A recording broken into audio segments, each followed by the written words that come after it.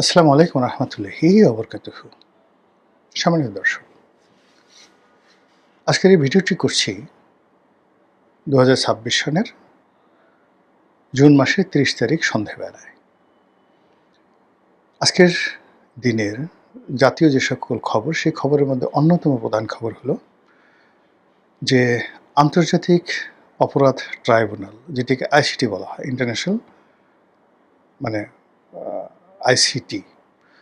তো সেই international crime court যেটিকে বাংলাদেশে তৈরি করা হয়েছে, মূলত তৈরি করা হয়েছিল যুদ্ধাপরাধীদের বিচারের জন্য।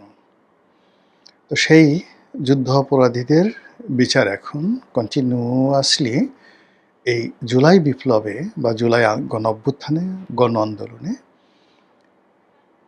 যারা আন্দোলনকারীর বিপক্ষে অপরাধ করেছে, এটাকে মানবতা বিরোধী অপরাধ হিসেবে চিহ্নিত করে এই আদালতে বিচার করা হচ্ছে। এটি কোনো যেন-তেন ট্রাইব্যুনাল নয়, এটি হাইকোর্টের একটি বেঞ্চ হিসেবে কাজ করছে এবং এটি সরাসরি এখান থেকে যা রায় হবে, এই রায় আবার হাইকোর্টের অ্যাপিলেট ডিভিশনে যাবে এবং খুব দ্রুততার সঙ্গে বিচার হবে বলে সবাই আশা করছে। এবং অতীতে আওয়ামী লীগের জামানাতে যেভাবে যুদ্ধাপরাধীদের বিচার করতে গিয়ে এই কোর্টকে ব্যবহার করা হয়েছে এবং অতি দ্রুততার সঙ্গে যখন জামাত নেতাদের, বিএনপি নেতাদের ফাঁসিতে লটকানো হয়েছে, ঠিক সেই ধারাবাহিকতা রক্ষা করে এখন এই কোর্ট আরও দ্রুততার সাথে, আরও অভিজ্ঞতা নিয়ে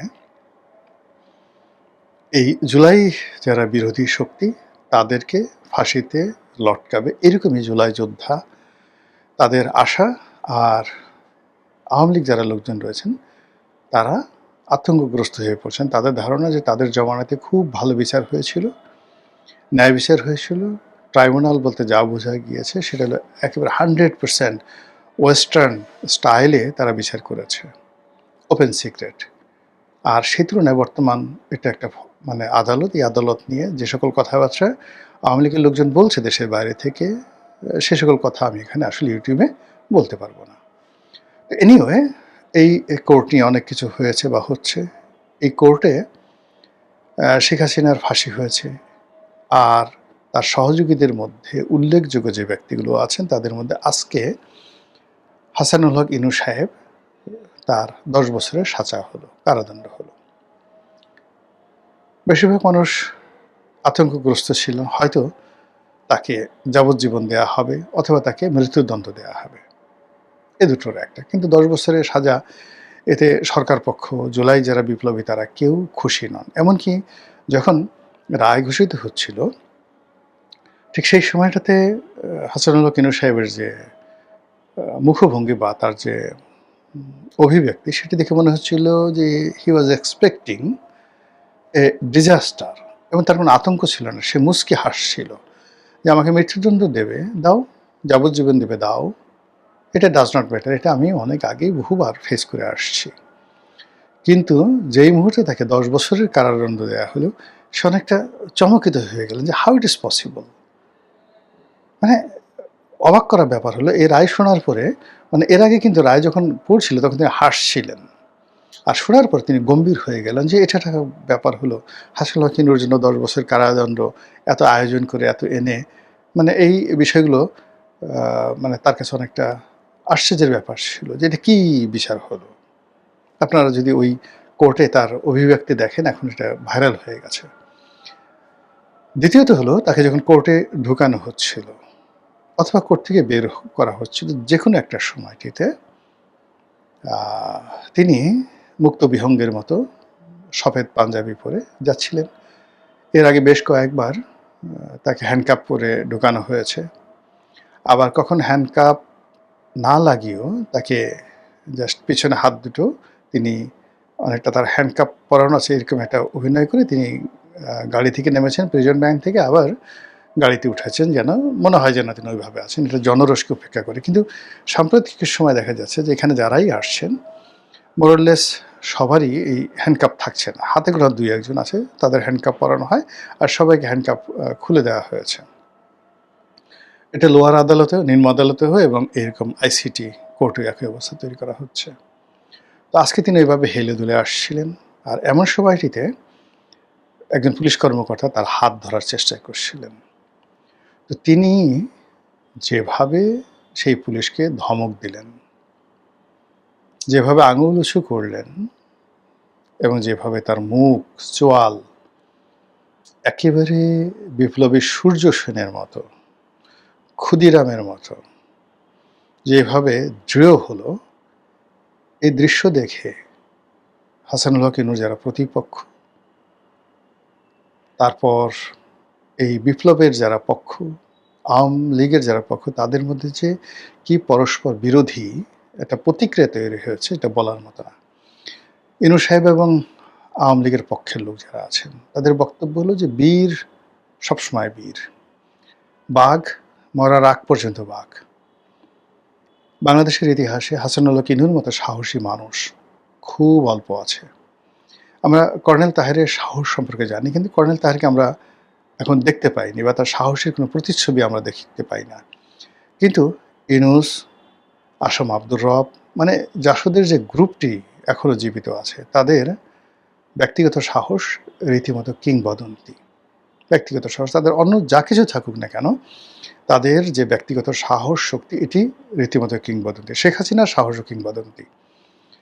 তো সেই সাহসের বাতিঘর হাসানুল হক ইনু, এবং তাকে গ্রেপ্তার করার পর অনেকেই কিন্তু যেমন দেখা গেল যাদেরকে গ্রেপ্তার করা হয়েছে, অনেকে হাত জোড় করেছে, অনুনয় করেছে, বিনিময় করেছে, মাথা নিচু করেছে, কিন্তু এই একটা মাত্র ব্যক্তি যিনি সবসময় মাথা উঁচু করে থেকেছেন।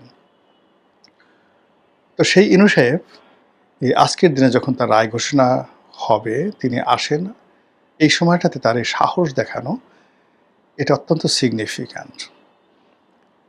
এর পেছনে নিঃসন্দেহে তার একটা দৃঢ়তা আছে, তার রাজনীতির ক্যালকুলেশন আছে। বুঝতে হবে যে এই বাংলাদেশে ইনু মেনন, অর্থাৎ হাসানুল হক ইনু, রাশেদ খান মেনন, ওনারা পুরো 60-এর দশকে থেকে শুরু করে এখন পর্যন্ত রাজনীতির মাস্টার মাইন্ড। তারা রাজনীতির ফিলোসোফার। তারা বাংলাদেশের বহু ক্ষমতার পালাবদল, উত্থান পতনের কারিগর। আইয়ুব খানের পতন, ইয়াহিয়া খানের পতন, টিক্কা খানের পতন, বঙ্গবন্ধুর পতন, জিয়াউর রহমানের পতন, কর্নেল তাহেরের পতন এবং উত্থান, এরশাদের পতন, এরশাদের উত্থান, বিএনপির ক্ষমতা লাভ, বিএনপির পতন, তারপর শেখ হাসিনার উত্থান, শেখ হাসিনার পতন। প্রতিটি ঘটনার সঙ্গে পর্দার আড়ালে, সামনে, পেছনে বাংলাদেশের যে কজন লোক অস্ত্র নিয়ে, with arms, ammunition, with manpower, cadre বাহিনী নিয়ে এবং বুদ্ধি নিয়ে, শুদ্ধি নিয়ে, composite, as a whole composite man হিসেবে, মাস্টার মাইন্ড হিসেবে যারা কাজ করেছেন বাংলাদেশে, হাতে গোনা 4-5 জন লোকের মধ্যে সবচেয়ে সফল মানুষটির নাম হলো হাসানুল হক ইনু। তাকে AK-47 চালাতে দেন এই বুড়া বয়সে।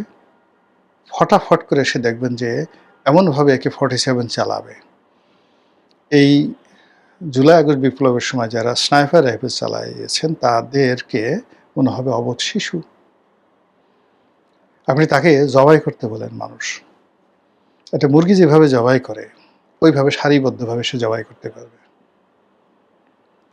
তাকে সাধু শাস্তি দেন, বায়তুল মোকাররমে তাকে খুতবা পড়তে বলেন।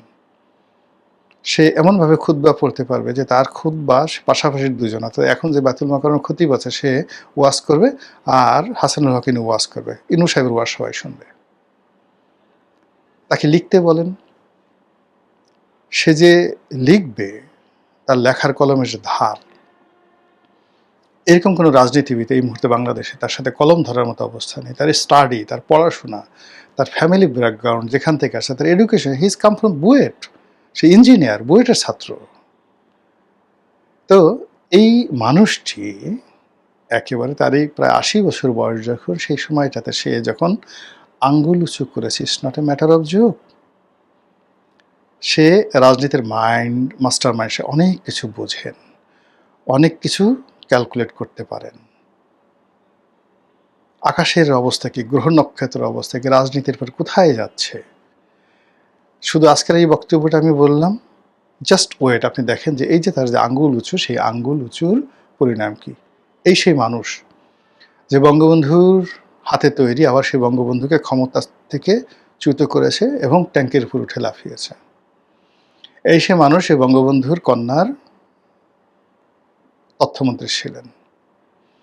এই সে মানুষ পুরো বাংলাদেশের সর্বহারা পার্টি জাসদের যে অস্ত্রবাজ গ্রুপ, সেই গ্রুপের তিনি ছিলেন প্রধান। জাসদের যা কিছু অর্জন, যা কিছু ব্যর্থতা, যে কজন লোক আছে তার মধ্যে হাসানুল হকেরও একজন। এই মানুষ যাকে যাবজ্জীবন কারাদণ্ড দেওয়া হয়েছে, আবার জেলখানা থেকে বুক ফুলিয়ে বের হয়েছেন এবং ঢাকার রাজনীতি করেছেন সারা জীবন। সো এই দিন না। এখন এই যে ইনু সাহেবকে 10 বছর কারাদণ্ড দেওয়া হলো, এরপর হয়তো মেনন সাহেবকে দেওয়া হবে। মেনন সাহেবের জীবন আরও বর্ণাঢ্য, তবে তিনি আবার ওই যে এটা হলো পলিটিক্যাল দিক থেকে বর্ণাঢ্য, কিন্তু যাকে বলা হয় সন্ত্রাসী বাহিনী লালন পালন করা, ক্যাটাক্যাট করে অস্ত্র চালানো, তারপরে ক্যাডার মেনটেন করা, এই জিনিসগুলো ইনু সাহেব যেটা পারছেন, এটা মতিয়া চৌধুরী বা রাশেদ খান মেনন ওনারা পারে না। কিন্তু তার যে পলিটিক্যাল ফিলসফি, সারা বাংলাদেশে তার যে সকল ভক্ত অনুরাগী রয়েছে রাশেদ খান মেননের, এটা এই সমপর্যায়ের এইরকম পলিটিক্যাল পার্সোনালিটি কেউ নেই। শেখ হাসিনা হয়তো দলীয় প্রধান, বা তারেক রহমান সাহেব হয়তো দলীয় প্রধান, সে কারণে তাদের ফ্যান ফলোয়ার অনেক বেশি। কিন্তু আপনি যদি এর নিচে আসেন, তাহলে আওয়ামী লীগের একজন সিঙ্গেল লোক নেই, বিএনপিতে একজন সিঙ্গেল লোক নাই যে সারা বাংলাদেশে রাশেদ খান মেননের মতো এরকম কানেক্টিভিটি আছে। প্রত্যেকটা বাংলাদেশের অলি গলি তার মুখস্থ। এখন তার কি হবে? এরপরে নতুন প্রজন্মে আওয়ামী লীগের জমানাতে যাদেরকে সবচেয়ে বেশি প্রমোট করা হয়েছে, সুযোগ পেয়েছে, তার মধ্যে জুনায়েদ আহমেদ পলক, তারপর মহিউদ্দিন সাহেবের ছেলে নওফেল, তারপর মোহাম্মদ আরাফাত, সজীব ওয়াজেদ জয়ের বন্ধু, এরকম যারাদেরকে খুব প্রমোট করা হয়েছে, তারাও তো এই বিচারের আওতায় আছেন। তাদের পরিণতি কি হবে? হয়তো মৃত্যুদণ্ড, হয়তো যাবজ্জীবন, হয়তো কারাদণ্ড 10 বছর, হোয়াট এভার মেবি। কিন্তু ওই যে হাসানুল হক ইনুর যে আঙ্গুল উঁচু করার দৃশ্য, তার যে ধমক দেওয়ার দৃশ্য, এবং তিনি মঞ্চে বসে বিচারের যে আসামির কাঠগড়ায় বসে তিনি যেভাবে তুচ্ছ এবং তাচ্ছিল্য করে মুচকি হেসে হেসে রায় শুনছিলেন, এবং 10 বছরের সাজা শোনার পর তিনি যেভাবে রীতিমতো আশাহত হয়েছেন যে এত অল্প সাজা হলো কেন না।